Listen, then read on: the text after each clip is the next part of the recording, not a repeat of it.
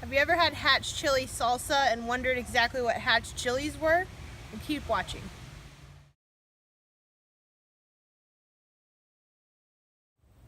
Hi everyone, this is Audra and this is my urban garden, and today I want to talk to you about Hatch Chilies. These are my Hatch Chile plants and I grew them from seed. And that was not as easy as I just made that out to be. So back in the winter, my husband bought me like 1,000 Hatch Chile seeds from the internet. And I was super pumped because I thought I was going to make my fortune on Hatch Chile plants and Hatch Chilies. Well, it turns out that Hatch Chilies don't germinate very well. And I don't know if it's that they don't germinate easily, period, or it's because of the climate and the soil that I was using here, which it may be. If you've had any experience with that, let me know. So I planted like 2 or 3 flats full of Hatch Chilies, which was going to be several hundred plants. Well, out of that, only about 6 came up. And here they are. Now, don't get me wrong, that you can see here, they're growing beautifully. You can see down there at the bottom, they're kind of like Hatch Chile trees. The stalks are really thick and they're green and lush and beautiful, and they're making chilies like crazy. So here's some you can see.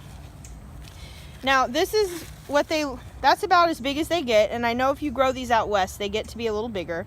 And if you pick them at this size, they're sweet like a bell pepper. If you leave them longer and let them get red, and this one is just starting to turn red, they do develop just a little bit of heat, but I would say it's probably more like a jalapeno. And I think that's the reason they're not hot like they're supposed to be, is because I don't have my soil right. Either that or the climate is really not ideal here for growing them, which is fine. I just thought it would be fun to give this a try. So these, like I said, are really tall and they needed some trellising. So on this side I've got some tomato cages, but really I've got them mostly supported by this trellis that I built. And if you're interested in seeing how I built that, you can click right up here and I will put the link for you.